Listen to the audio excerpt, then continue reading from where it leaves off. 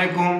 ابرار رشید آپ کی خدمت میں ایک مرتبہ پھر حاضر ہے، اور میری آپ سے درخواست ہے کہ اگر ابھی تک آپ نے اس چینل کو سبسکرائب نہیں کیا تو اسے سبسکرائب کر لیجئے، جو بیل آئیکن ہے اس کو ضرور پریس کیجئے گا۔ آپ کا بہت بہت شکریہ۔ تھمبنیل پر آپ نے دیکھا ہوگا کہ وہ تین کون تھے، یعنی وہ تین کون سی شخصیات تھیں جنہوں نے لانگ مارچ والے دن یعنی 25 مئی بلکہ 26 مئی کو عمران خان کو اپنا لانگ مارچ ختم کرنے پر مجبور کیا۔ لیکن اس سے پہلے ایک واقعہ جو حال ہی میں رونما ہوا ہے اس کے حوالے سے آپ کو بتانا چاہوں گا۔ نیوزی لینڈ کی وزیر اعظم ہیں جیسنڈا آرڈرن، ان کے بارے میں کون نہیں جانتا جب آج سے تقریباً 2.5-3 سال پہلے نیوزی لینڈ میں ایک قتل عام کیا گیا مسلمانوں کا، تو کس طرح یہ خاتون وزیر اعظم مسلمانوں کی دلجوئی کے لیے وہاں پر پہنچیں، حجاب میں، کالا لباس زیب تن کیے ہوئے، سوگ میں مبتلا تھیں، لوگوں کو گلے لگا رہی تھیں، بچوں کو پیار کر رہی تھیں۔ اس لیے پاکستانیوں کے دل میں ان کے لیے بہت زیادہ محبت پائی جاتی ہے۔ لیکن نیوزی لینڈ کی وزیر اعظم نے تقریباً 2 روز پہلے ہارورڈ یونیورسٹی، ساری دنیا جانتی ہے کہ دنیا کی نامور ترین یونیورسٹی ہے وہ امریکہ میں، وہاں پر وہ ایک گریجویشن سیرمنی سے خطاب کر رہی تھیں، اور اپنے خطاب کے دوران انہوں نے جو نیوزی لینڈ کے جو طلبہ اور طالبات جو گریجویٹ ہوئے تھے، انہوں نے اپنے خطاب کے دوران ان سے مخاطب کرتے ہوئے، دیگر جو حاضرین سے ان سے مخاطب کرتے ہوئے کہا کہ آج سے 30 برس قبل، 30 سال پہلے جس دن وہ خطاب کر رہی تھی، کہتی ہے کہ اسی جگہ پر پاکستان کی سابق وزیر اعظم محترمہ بے نظیر بھٹو شہید یہاں پر خطاب کر رہی تھیں، تو اس وقت وہ کہہ رہی تھی کہ میرے دل میں ان کے لیے بہت بڑا مقام پیدا ہوا جب انہوں نے پاکستان میں جمہوریت کے حوالے سے بات کی، خواتین کے حقوق کے حوالے سے بات کی۔ خیر یہ تو ایک لمبی بات ہے۔ انہوں نے بے نظیر بھٹو کو خراج تحسین پیش کیا، اور یہ خلیج ٹائمز میں ابھی میں یہ خبر دیکھ رہا تھا۔ ویسے تو یہ ویڈیو بھی وائرل ہے، لیکن کاپی رائٹ کی وجہ سے میں یوٹیوب پر یہ ویڈیو آپ کو دکھا نہیں سکتا۔ تو انہوں نے یہ کہا کہ بے نظیر بھٹو مسلم دنیا کی کسی اسلامی ملک کی پہلی خاتون وزیر اعظم تھیں۔ یہی نہیں، وہ پہلی خاتون وزیر اعظم تھیں جنہوں نے اپنی وزارت عظمیٰ کے دوران ایک صاحبزادی کو جنم دیا، یعنی وہ ماں بنی۔ اس کے بعد انہوں نے کہا کہ انہیں یہ فخر ہے کہ وہ دنیا کی دوسری وزیر اعظم ہیں، خاتون بھی ہیں، اور خاتون ہونے کے ناطے وزارت عظمیٰ کے دوران انہوں نے بھی ایک بچی کو جنم دیا، وہ بھی ماں بنی۔ اور انہوں نے سب سے بڑی بات یہ کی کہ آپ حسن اتفاق دیکھیے کہ جس دن میری بیٹی، یعنی یہ جیسنڈا کہہ رہی ہیں نیوزی لینڈ کی وزیر اعظم، کہ جس دن ان کی بیٹی پیدا ہوئی 21 جون، وہی تاریخ پیدائش ہے بے نظیر بھٹو کا۔ اب آپ اندازہ کیجئے کہ نیوزی لینڈ کی وزیر اعظم وہ تعریف کر رہی ہیں، 30 سال بعد وہ تعریف کر رہی ہیں پاکستان کی سابق وزیر اعظم کی، کیونکہ محترمہ اس میں کوئی شک نہیں کہ ایک عالمی سطح کی لیڈر تھی جن سے ہمیں محروم کیا گیا۔ نیوزی لینڈ کی وزیر اعظم نے یہ بھی بتایا کہ ان کی سوئٹزرلینڈ میں 2007 میں ان سے بے نظیر بھٹو سے ملاقات ہوئی، اور وہ اتنی خوش تھیں ان سے مل کر کہ ان کی ایک خواہش پوری ہوئی بے نظیر بھٹو سے مل کر، لیکن انہیں کیا پتا تھا کہ 7 مہینے کے بعد ان کو پاکستان میں شہید کر دیا جائے گا۔ اب اس میں ایک سبق ہے۔ سبق یہ ہے کہ لیڈر وہ ہوتا ہے جسے دنیا مانے، لیڈر وہ ہوتا ہے جو لوگوں کے دلوں میں اور تاریخ میں زندہ رہے۔ اب بے نظیر بھٹو آکسفورڈ کی پڑھی ہوئی تھیں، ہارورڈ اسکول میں بھی وہ گئی تھیں، لیکن اب دیکھیں یہ تربیت کی بات ہے، لیڈرشپ کوالٹیز کی بات ہے۔ اسی آکسفورڈ یونیورسٹی میں ہمارے سابق وزیر اعظم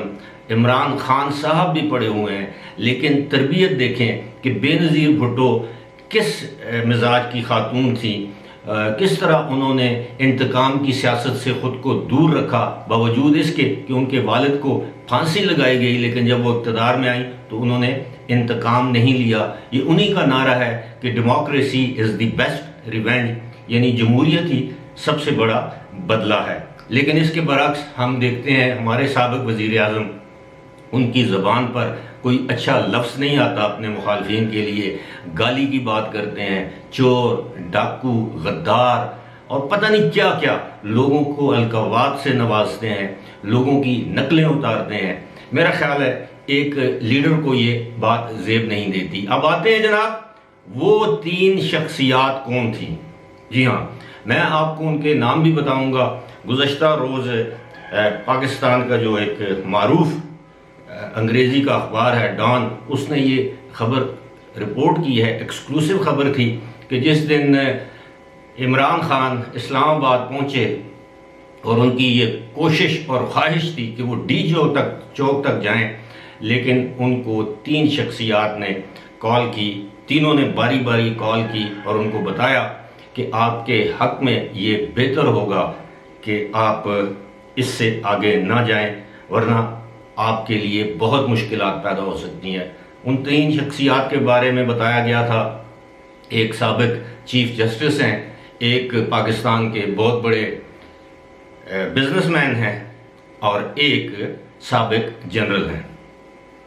اب ان 3 شخصیات کے نام لوگوں کے ذہنوں میں آیا کہ یہ کون کون ہو سکتے ہیں۔ تو سابق جو چیف جسٹس تھے وہ تھے ثاقب نثار، انہوں نے